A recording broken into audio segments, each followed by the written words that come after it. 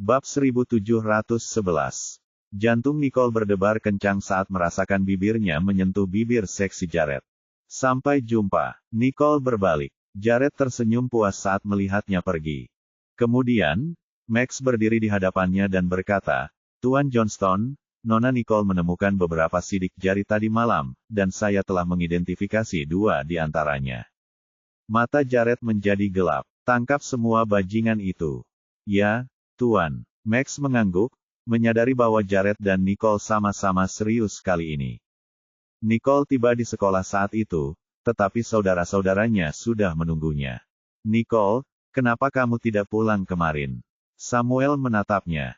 Nicole dengan ekspresi khawatir di wajahnya.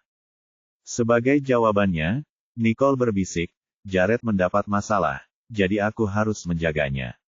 Spencer kemudian menatap Samuel. "Lihat, aku tahu itu. Ayah dan ibu pasti mendapat telepon dari Nicole. Itu sebabnya mereka tidak khawatir." Samuel menatap mereka dengan ekspresi malu. "Nicole, telepon aku lain kali kalau kamu tidak pulang. Kalau tidak, aku juga akan khawatir." Nicole menatapnya dengan pasrah, tahu bahwa Samuel sedang dalam kondisi gugup. "Baiklah." Kemudian, mereka berjalan santai menuju sekolah mereka bersama-sama, bertemu Ryder di depan salah satu gedung. Ryder dikelilingi oleh beberapa senior. Meski ia tampak segar, lingkaran hitam di bawah matanya tampak tebal. Jelas bahwa ia begadang semalaman. Spencer dan Samuel langsung memikirkan rumor yang mereka dengar kemarin saat mereka melihat Ryder telah menyuruh sekelompok orang menghalangi jalan mereka. "Kurasa Nicole meretas. Laptop Ryder. Apakah dia ingin membalas dendam pada kita sekarang?" Dengan mengingat hal itu, Spencer dan Samuel segera berdiri di hadapan Nicole. "Ryder, kenapa kau menyuruh begitu banyak orang untuk menghentikan adikku memasuki kelasnya?" Sebagai tanggapan, Ryder berteriak, "Kenapa? Kamu seharusnya menanyakan pertanyaan itu kepada adikmu. Ia telah mencoba memecahkan virus Nicole sepanjang malam tetapi tidak berhasil. Laptopnya kini praktis tidak berguna baginya, dan virus tersebut telah merusak banyak berkas di komputernya, yang mengakibatkan kerugian jutaan dolar." Nicole menatapnya dengan acuh tak acuh. Kau tidak punya apa yang dibutuhkan. Jadi, tidak apa-apa jika kau membuat virus untuk kami pecahkan, tapi tidak apa-apa jika aku yang melakukannya padamu." Ryder tertegun sejenak karena Nicole membuatnya terdengar seperti pecundang. Itu tidak benar. Dia kemudian mencoba membela diri dengan mengatakan, "Saya membuat virus untuk Anda pecahkan, dan semuanya dilakukan di komputer sekolah. Namun, Anda meretas laptop saya, dan ada banyak hal di sana. Tahukah Anda betapa banyak masalah yang telah Anda timbulkan pada saya? Proyek perusahaannya masih tersimpan di laptopnya karena ia tidak punya waktu untuk mengerjakannya." Nicole benar-benar jahat. Nicole terus mengejek pernyataan itu. "Jadi, maksudmu kau tidak bisa memecahkan pekerjaan rumah yang kukirimkan padamu, kan?" Ekspresi puas Nicole membuat Ryder semakin marah. Namun, dia tidak dapat menyangkal bahwa dia tidak mampu menghapus virus itu, dan dengan gigi terkatup, dia berkata, "Ya. Aku menghabiskan sepanjang malam untuk memecahkannya, tetapi aku tidak bisa. Kau seorang profesional. Apakah kau senang sekarang?" Teman-teman Ryder terkejut saat mendengarnya. Ryder selalu sombong di sekolah dan tidak pernah merendahkan dirinya di hadapan siapapun. Lagi pula, Nicole adalah junior mereka. "Kau baik-baik saja, Ryder?" tanya teman-temannya. "Kau ingin kami memberinya pelajaran?" Ryder memutar matanya ke arah mereka. Dia hanya memanggil mereka untuk memberi. Nicole sedikit takut, jadi dia tidak punya alasan untuk menyakitinya. Selain itu, dia tidak ingin dikeluarkan. Kemudian, dia mengatupkan rahangnya dan berkata kepada Nicole, "Aku bertanya padamu bagaimana kita akan melakukannya sekarang. Barang-barang di laptopku bernilai jutaan. Bagaimana kau akan membayarku kembali?" Dia hanya ingin menyelesaikan masalah ini sesegera mungkin. Nicole tersenyum menawan saat melihat ekspresi cemas di wajahnya. "Oh, jadi kamu hanya khawatir tentang dokumen-dokumen itu. Tenang saja, selama kamu berhasil memecahkan virus itu, laptopmu akan kembali seperti baru." "Kau tidak bilang Apakah aku akan datang kepadamu jika aku bisa melakukan itu? Geramnya. Dia melakukan ini dengan sengaja, bukan? Pikirnya. Bab 1712. Nicole lalu menyeringai. Kalau begitu, kau telah menemukan orang yang tepat. Kau tidak bisa menghancurkannya, tapi aku bisa. Nicole berhasil mengejutkan Ryder melalui pernyataan itu, karena kebanyakan orang tidak akan mampu memecahkan virus yang mereka ciptakan. Gadis ini bisa mengembangkan virus dan memecahkannya sendiri. Bukankah itu kode virus yang dia buat dengan santai kemarin? Saat itulah Ryder menyadari bahwa ia mungkin telah meremehkan Nicole. Siapa gadis ini? Tak dapat menahan diri, dia bertanya, kau bisa memecahkannya. Nicole tertawa. Tentu saja. Pernah mendengar pepatah, kita harus selalu menyelesaikan masalah yang kita ciptakan. Saya yang menciptakan virus, jadi tentu saja, saya harus bisa memecahkannya. Tidakkah menurutmu begitu? Akan tetapi, tanggapannya malah membuat Ryder semakin malu. Dia bisa memecahkan virusnya sendiri, tetapi sebagai senior, aku gagal melakukannya bahkan setelah begadang semalaman. Bagaimana mungkin aku menyebut diriku ahli komputer Sanjoto? Dia sangat ingin menyingkirkan Nicole dan pergi. Dia tidak ingin memberinya kepuasan, dan dia juga tidak ingin mempermalukan dirinya sendiri. Namun, dia hanya bisa menyerah ketika dia memikirkan data mahal di laptopnya. Baiklah, kirimkan saya perangkat lunak antivirusnya. Ryder lalu mengulurkan lengannya di hadapannya seperti seorang tiran. Nicole menatap telapak tangannya dan menjawab, apakah kamu memohon bantuanku? Ryder tercengang. Siapa yang memohon padamu? Tidak. Kalau begitu, apakah kamu meminta bantuan? Nicole mencibir. Aku bukan tipe seperti itu. Ryder murka saat melihat betapa menyebalkannya Nicole. Apa yang sedang kamu coba katakan? Yang ingin saya katakan adalah saya mungkin bisa meminjamkan Anda perangkat lunak antivirus jika Anda memintanya. Meminta seolah-olah itu adalah bantuan tidak akan berhasil. Nicole hendak berjalan melewati Ryder. Mata Ryder terbelalak. Berani sekali dia memecatku dan memintaku mengemis bantuannya. Berhenti di situ. Ryder mengulurkan tangan, mencoba meraih lengannya. Sial baginya, Nicole berbalik dan menghindari cengkeramannya sebelum menjulurkan kakinya untuk menjegalnya. Ryder langsung jatuh ke tanah dengan suara keras. Pengendara. Teman-temannya segera bergegas membantunya berdiri. Akan tetapi, hidung Ryder telah terluka saat darah mulai mengalir ke lubang hidungnya. Sial, kau membuatku tersandung. Ryder belum pernah diperlakukan seperti itu di sekolah sebelumnya, jadi dia merasa sangat terhina. Orang-orang di sekitar mereka menutup mulut mereka sambil tertawa karena mereka belum pernah melihat Ryder terjebak dalam situasi yang memalukan seperti itu sebelumnya. Nicole melihat ke arlojinya dan melirik Samuel dan Spencer, yang menutup mata terhadap apa yang dilakukannya. Kelas akan segera dimulai. Ayo berangkat. Samuel dan Spencer menahan tawa mereka saat menyaksikan keadaan Ryder yang menyedihkan. Tentu, ayo berangkat. Ryder bangkit dengan bantuan teman-temannya sebelum dia menunjuk Nicole dengan marah.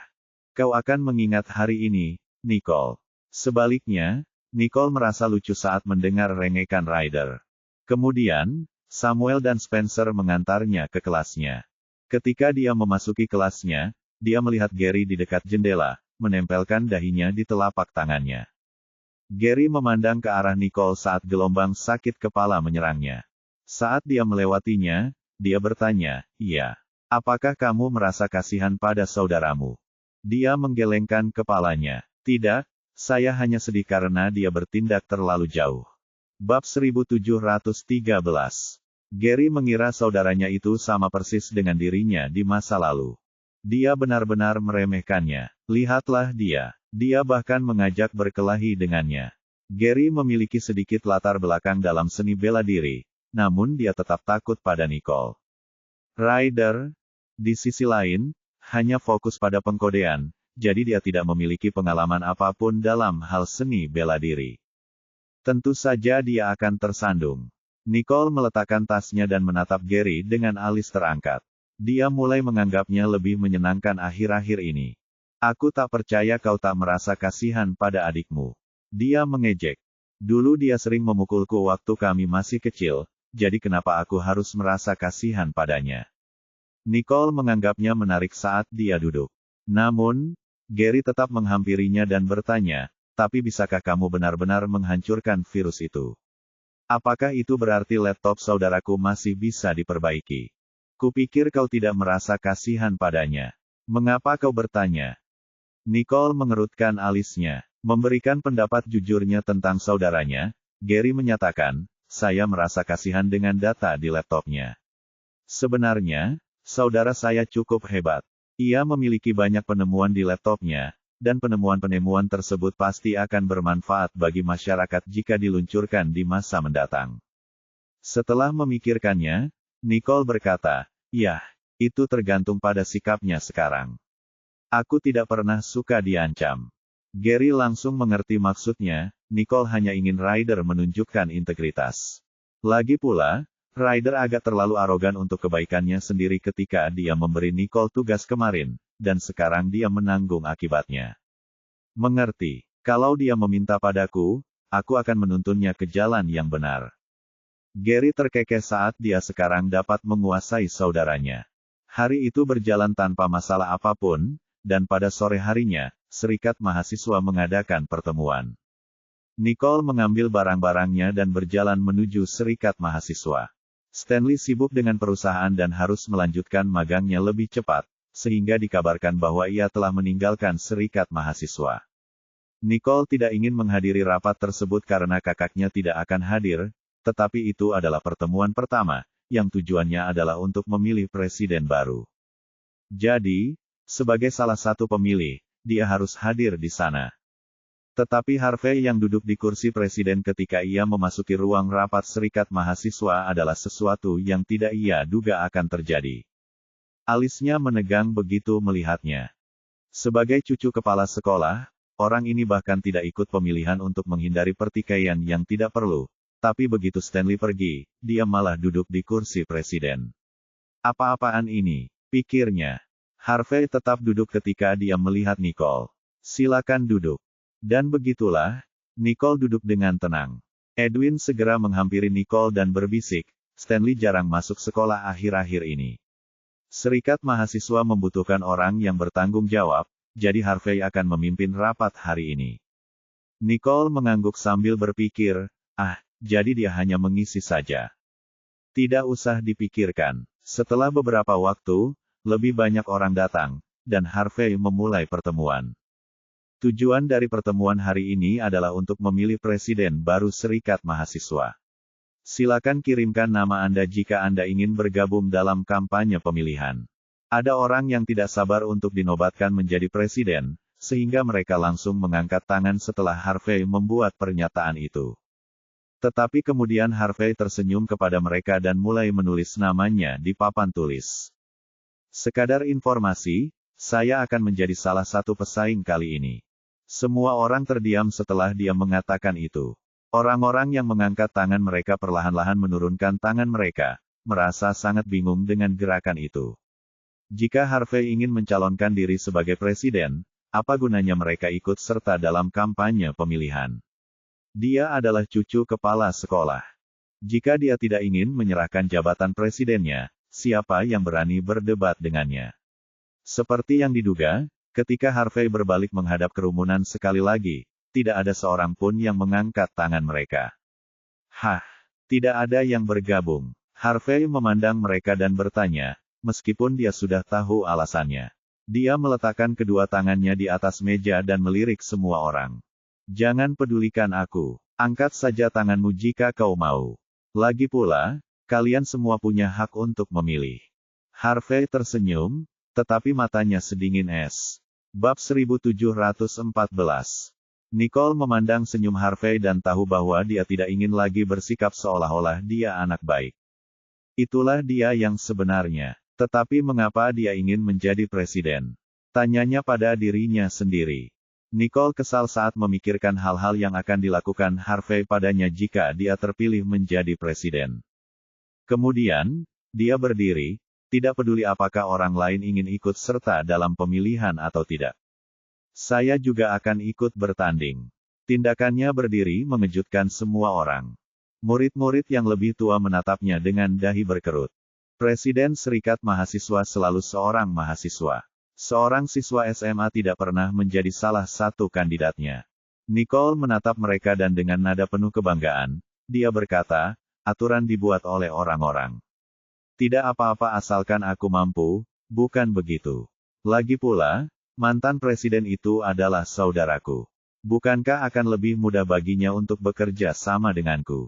Ruangan menjadi sunyi senyap setelah dia mengatakan itu. Dia benar, Stanley adalah saudara laki-laki Nicole. Sekalipun dia tidak muncul lagi, Nicole akan menemuinya saat dia pulang setiap hari. Tentu saja, segala sesuatunya akan berjalan lancar bersamanya karena dia memiliki Stanley untuk membimbingnya, salah satu dari mereka merenung.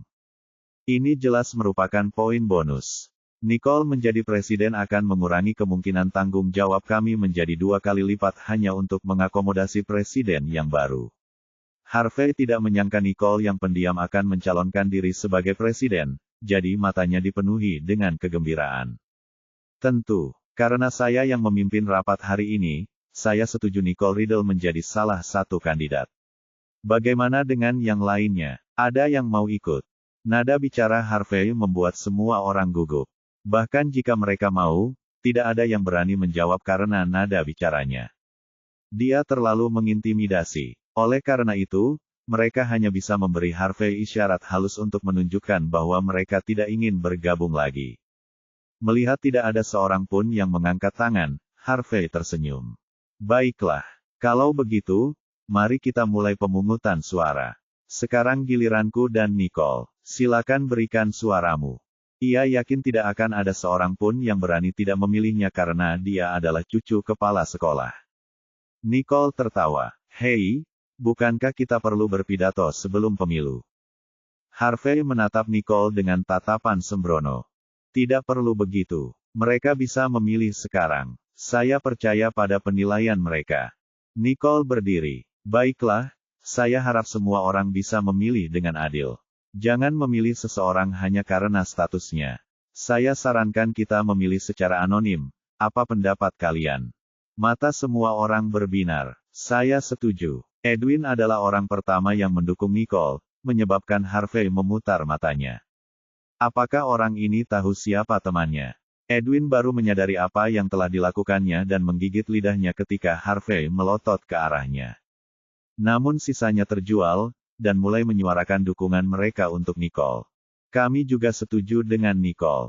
Lagi pula, Nicole adalah topik hangat di sekolah sekarang, dan tidak ada seorang pun yang berani menyinggung perasaannya. Edwin kemudian mengambil kotak suara dan membagikan kertas kepada setiap anggota dewan untuk mengisi suaranya. Pada saat itu, Nicole berdiri dan menatap mereka. Tuan Ellison selalu menjadi orang yang adil dan dia selalu bersikap ramah kepada saya. Jadi, siapapun yang Anda pilih, dia akan mengerti. Harap jangan bawa emosi pribadi apapun ke dalam hal ini saat Anda memilih. Selain itu, jika saya dicalonkan sebagai presiden, saya akan mempertahankan standar saudara saya, dan saya berjanji tidak akan membuat terlalu banyak perubahan pada tanggung jawab Anda. Dia percaya bahwa tidak seorang pun ingin posisi dan lingkup pekerjaan mereka berubah, jadi ini adalah janjinya kepada mereka. Ketika para anggota mendengarnya, mereka langsung mencondongkan tubuh ke arahnya. Bab 1715. Namun Harvey menatapnya dengan sinis. Nicole benar-benar berusaha sekuat tenaga untuk dicalonkan sebagai presiden. Nicole meliriknya. Yah, itu jelas lebih baik daripada pria menyeramkan yang memamerkan kekuasaannya. Harvey tahu Nicole sedang berbicara tentang dirinya. Ekspresinya berubah lebih gelap, tetapi senyumannya, yang sangat menakutkan, tetap ada. Akan tetapi, semua orang sudah dapat memahami Nicole setelah ia menyampaikan pidato itu. Jika Harvey menjadi presiden, dia akan berbicara kepada kita seperti ini sepanjang waktu. Kemudian, hati mereka tenang, dan mereka membuat keputusan. Edwin kemudian mulai menghitung suara dan segera, hasilnya jelas, 60% anggota telah memilih Nicole. Wajah Harvey menjadi gelap sesaat ketika dia melihat hasil pemungutan suara di papan, tetapi ekspresinya segera digantikan dengan rasa terpesona. Tidak buruk juga. Karena itu yang kau inginkan, Nicole sekarang menjadi ketua serikat mahasiswa. Sepertinya banyak orang yang takut padaku, pikirnya. Namun Nicole sama sekali tidak takut pada Harvey, karena ia segera berjalan ke kursi presiden dan berkata, "Baiklah, permisi, presiden sementara." Nicole menatapnya, membuatnya tertegun sejenak. Dia lalu menjadi sangat marah hingga dia hanya bisa tertawa. Bagus, sangat bagus. Nicole benar-benar tahu cara menghancurkan hati seseorang, gerutunya. Kemudian, Harvey keluar dari ruang rapat dengan frustrasi, tidak ingin menghadiri rapat itu lagi. Aku akan mengejarnya. Edwin segera pergi memeriksanya. Nicole, yang tidak terganggu, kemudian berbalik untuk mengucapkan terima kasih kepada para anggota. Dalam pertemuan itu, ia menyatakan bahwa status quo akan tetap ada dan tidak akan ada yang diubah. Begitu mereka mendengarnya, mereka sangat gembira. Harvey satu-satunya yang kesal. Dia berlari kencang menuju danau di kampus dan melemparkan batu ke danau itu karena marah. Aduh! Dia berteriak dalam upaya melepaskan emosinya yang terpendam. Tak lama kemudian Edwin bergegas menghampirinya. Harvey, itu hanya jabatan presiden. Tidak ada gunanya. Kupikir kau tidak peduli tentang ini terakhir kali. Harvey tiba-tiba berbalik dan melotot ke arahnya, dan dengan tatapan itu, Edwin merasa seperti dia belum pernah benar-benar mengenal Harvey sama sekali. Kenapa kau menatapku seperti itu? Menakutkan. Namun Harvey tidak dapat menyembunyikan rasa frustrasi di matanya. Dulu begitu, tapi sekarang aku menginginkan segalanya. Aku tidak ingin kalah dari siapapun. Selain itu, jika dia menjadi presiden, dia dapat dengan bangga menghabiskan lebih banyak waktu dengan Nicole dan membuatnya bergabung dengan lebih banyak kegiatan serikat mahasiswa. Akan tetapi, tampaknya Nicole telah mengetahui segalanya, itulah sebabnya dia memperjuangkannya. Dia hanya tidak menyangka hal-hal akan jadi seperti ini, karena sebelumnya dia telah berada di pihak yang lebih unggul. Mengapa begitu banyak orang memilih Nicole? Tanyanya pada dirinya sendiri. Kenapa kamu tidak bilang? Kukira kamu tidak peduli dengan itu dari ekspresi wajahmu. Edwin memandang Harvey dengan canggung. Jadi, kamu pilih siapa? Mata Harvey berubah gelap. Edwin tercengang. Saya memilih Nicole. Dia pikir Harvey tidak peduli sama sekali. Lagi pula, dia berutang budi pada Nicole, jadi, dia. Bahkan kamu memilih Nicole. Harvey meledak. Edwin, apakah kamu lupa siapa temanmu? Satu-satunya orang yang pernah ia akui adalah Edwin, tetapi ternyata, bahkan Edwin telah mengkhianatinya. Bab 1716. Edwin ketakutan saat Harvey melotot ke arahnya. Kukira dia tidak akan menang, dan aku tidak ingin dia malu, dan itulah mengapa aku memilihnya. Aku tidak menyangka dia akan menang. Tetapi bahkan jika aku memilihmu, kau juga tidak akan menang, bukan begitu? Memang, dia benar-benar tidak menyangka Nicole akan menang. Jujur saja, Harvey terlihat lebih mengerikan dibandingkan semester lalu. Harvey melotot marah pada Edwin, tetapi dia tahu bahwa Edwin hanya mengatakan fakta. Dia tidak kalah hanya dengan satu suara. Dia benar-benar meremehkan kedudukan Nicole di hati mereka. Dia hanya seorang siswi SMA, namun semua orang sungguh percaya padanya. Tapi kenapa tiba-tiba kamu ingin menjadi presiden? Bukankah kamu menjauh karena tidak mau dikritik? Tanya Edwin. Karena Harvey adalah cucu kepala sekolah, ia tidak mengikuti banyak kegiatan untuk menghindari perselisihan yang tidak perlu. Dia bergabung dengan serikat mahasiswa hanya karena dia adalah perwakilan kelas.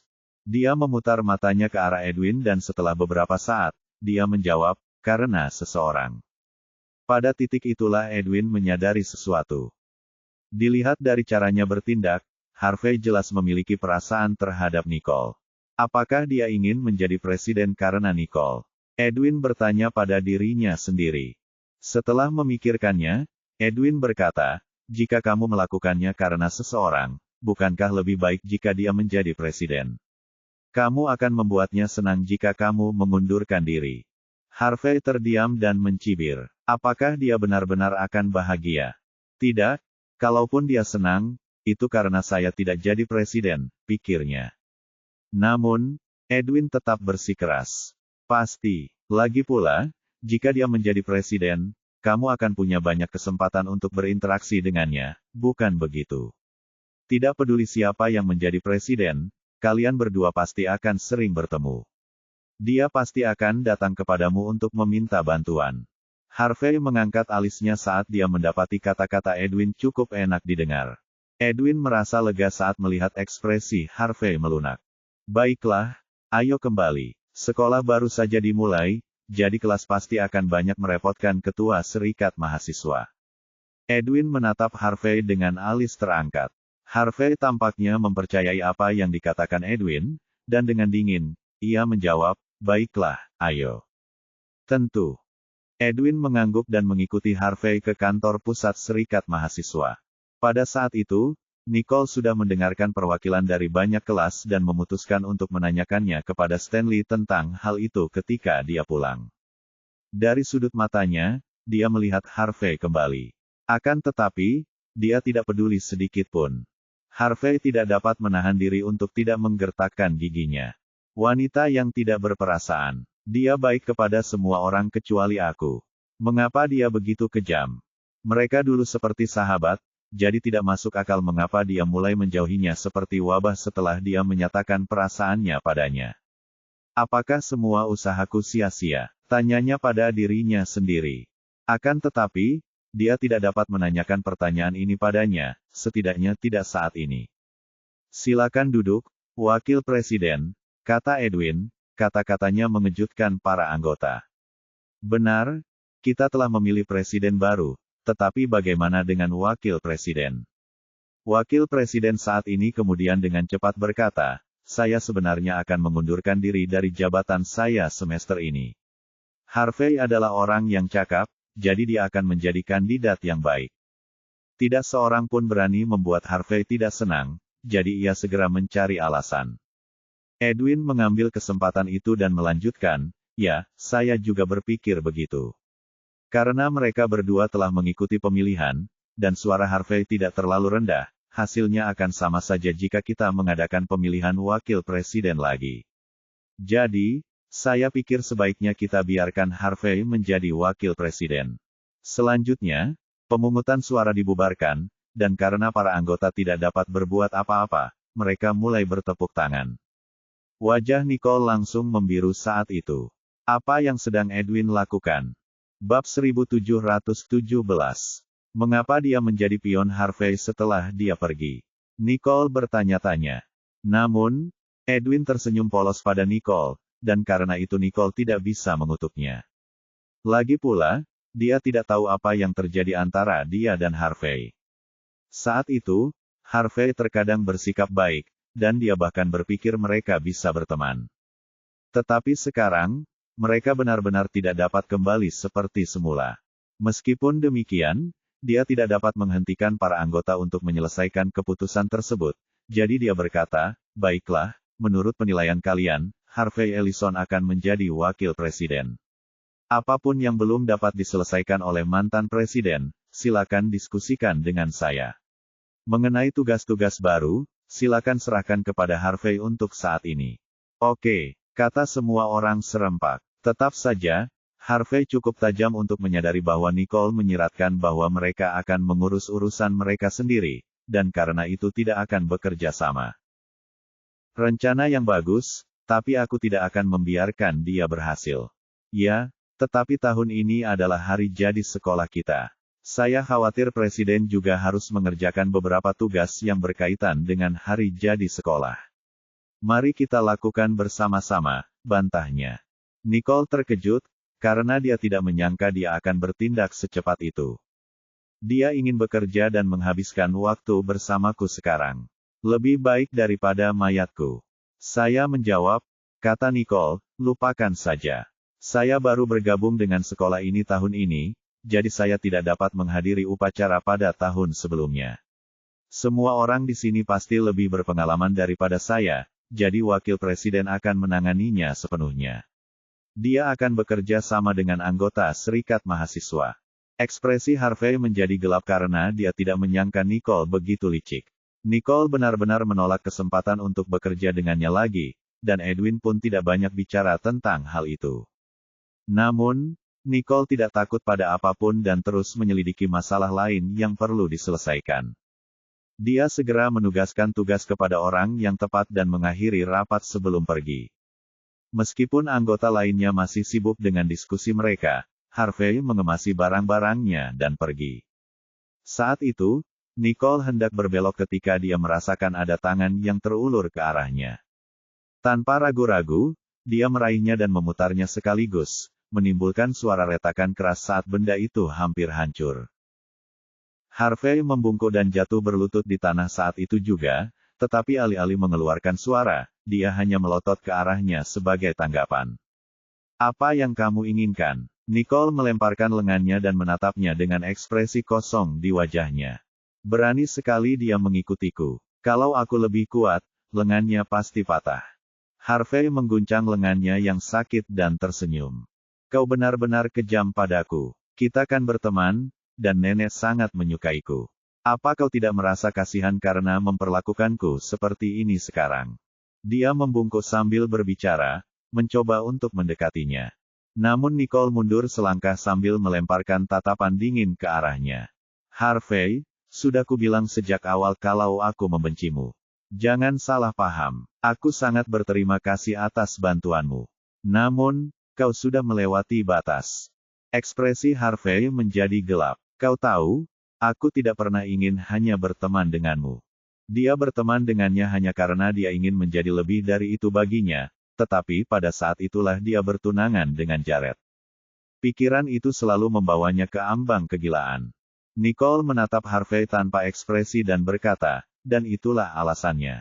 Jika kamu tidak punya niat lain, sejujurnya kita masih bisa berteman." Bab 1718.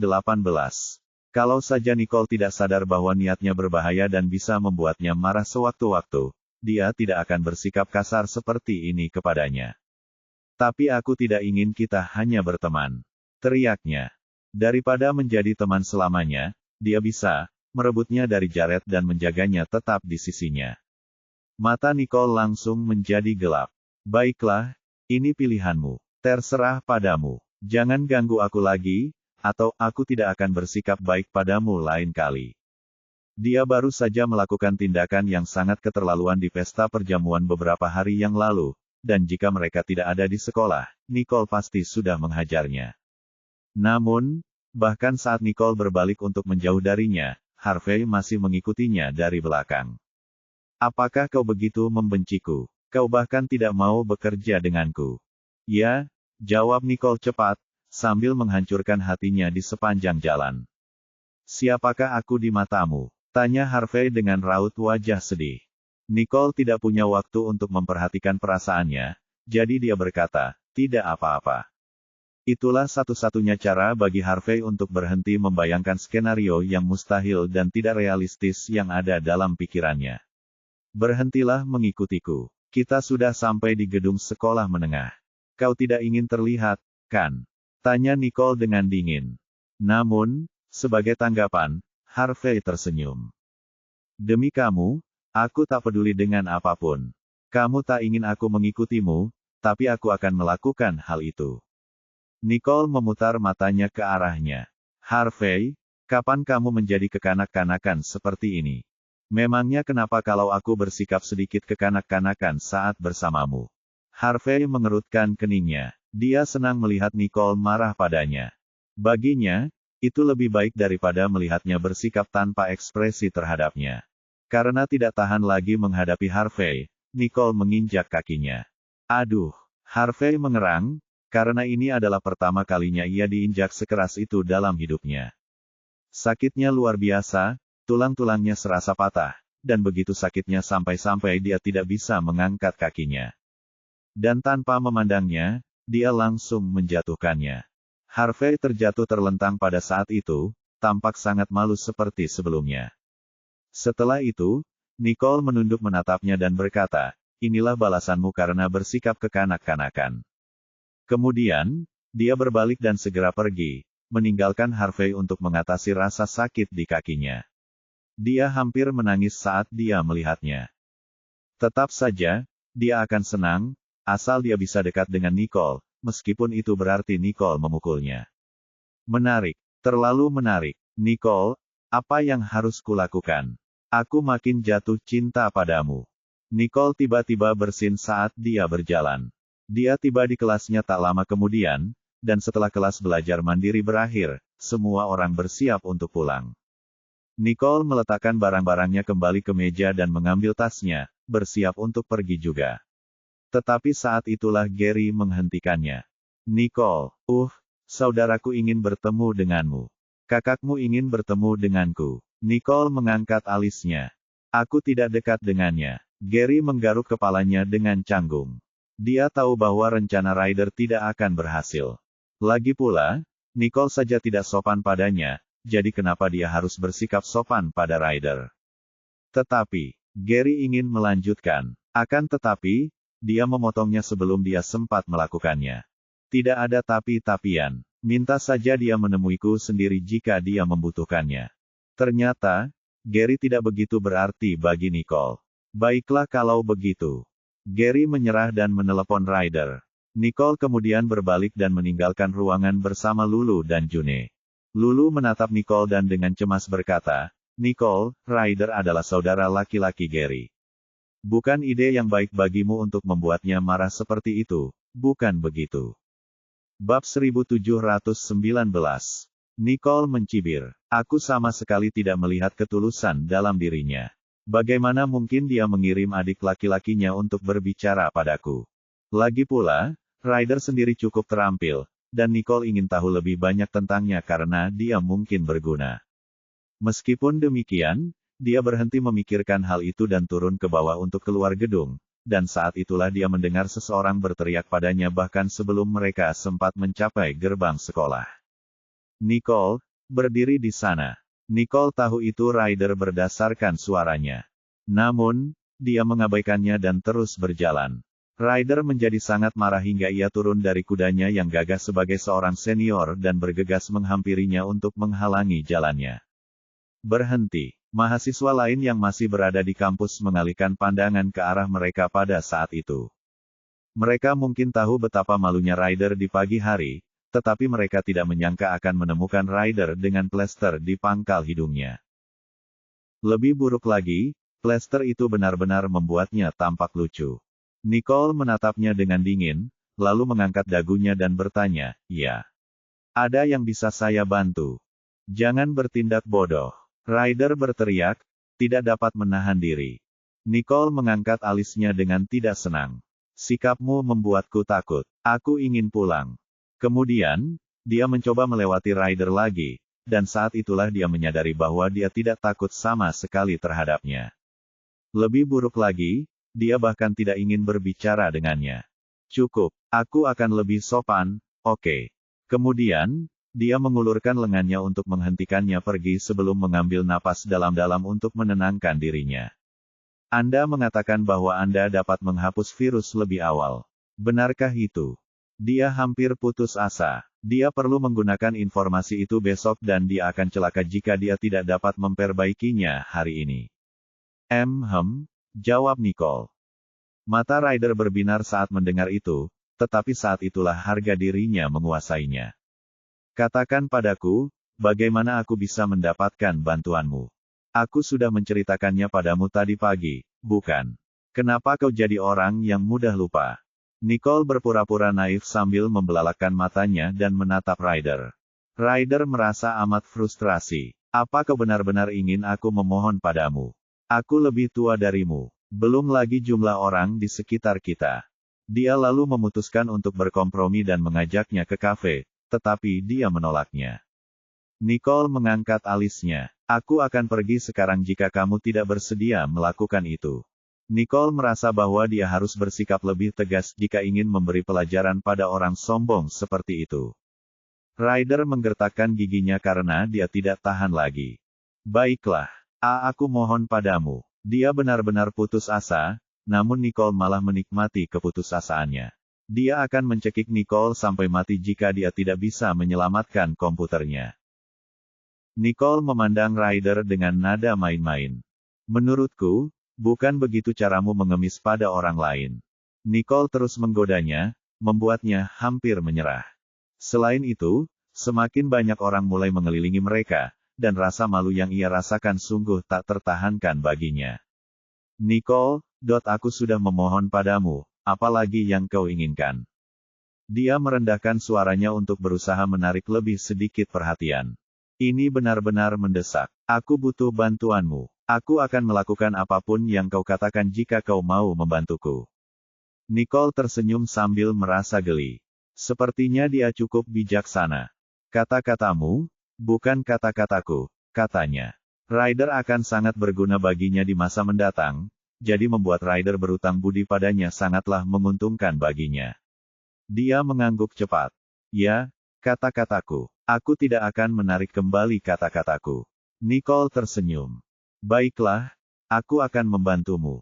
Nicole lalu mengeluarkan flash drive yang telah disiapkannya dan memberikannya kepadanya. Apa ini? Ryder terkejut. Apakah dia tidak akan menghapus virus itu? Mengapa dia memberiku USB drive ini?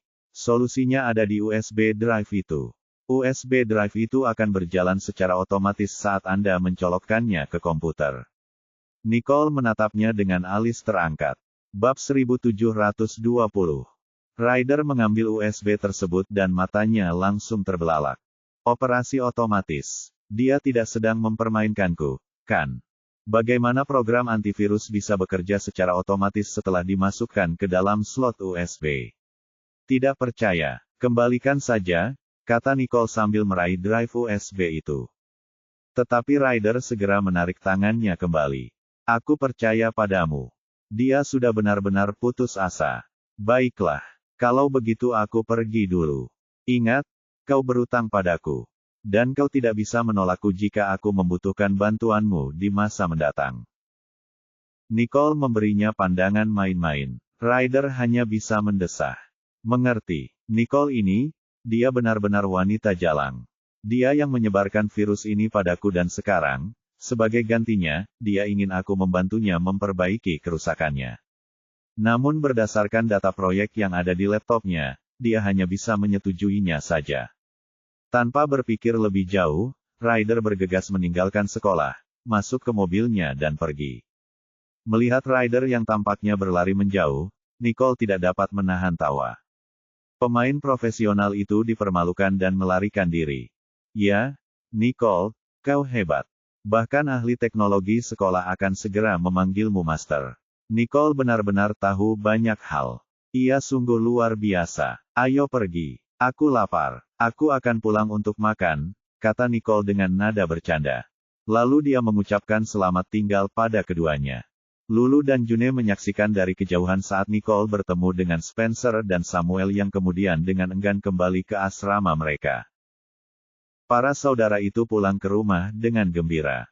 Mereka mengira Gloria akan menunggu mereka saat mereka masuk. Namun, saat mereka melangkah masuk ke dalam rumah, suasananya sedikit berbeda hari itu. Mengapa kakek, Paman Damien, Paman Dillon, dan Paman Dexter ada di sini? Spencer berbisik. Samuel bingung. Apa yang terjadi? Paman Damien dan Paman Dillon jarang sekali berkunjung ke tempat kita, dan mengapa kakek juga ada di sini? Nicole juga sangat bingung, merasa seolah-olah sesuatu telah terjadi. Ketiganya masuk dengan tenang dan langsung mendengar Dillon membuat keributan dengan Daniel. Lihat, ini ulah Daniel dan Nicole, melawan keluarga Fisher. Sekarang keluarga Fisher telah membentuk aliansi untuk melawan kita, dan hari-hari kita tidak akan mudah lagi, keluh Dillon. Damien juga menatap Daniel dengan tatapan tajam namun tetap mencoba untuk tetap bersikap sok suci. Daniel, bagaimana kau menjelaskan ini? Sekarang proyekku dan Dillon terkena dampaknya, dan itu memang karena konflik antara kau dan keluarga Fisher. Ketika Tuan Riddleser melihat perilaku Damien dan Dillon, raut wajahnya menjadi muram dan dia berkata dengan marah, saya tidak menyangka keluarga Fisher bisa mengumpulkan begitu banyak keluarga lain untuk menjadikan kita sasaran permusuhan seperti itu. Jadi ternyata Fisher telah berbaring diam hanya untuk menunggu kesempatan menyerang mereka. Daniel kemudian berkata dengan suara rendah, meskipun aku sudah tahu ini, aku tidak bisa menghentikan mereka. Terlebih lagi, banyak mitra kami telah mengakhiri kerja sama mereka dengan keluarga Fisher untuk bekerja sama dengan kami. Jadi mereka awalnya akan berada di tepi jurang, jadi aku tidak pernah berpikir untuk menargetkan mereka.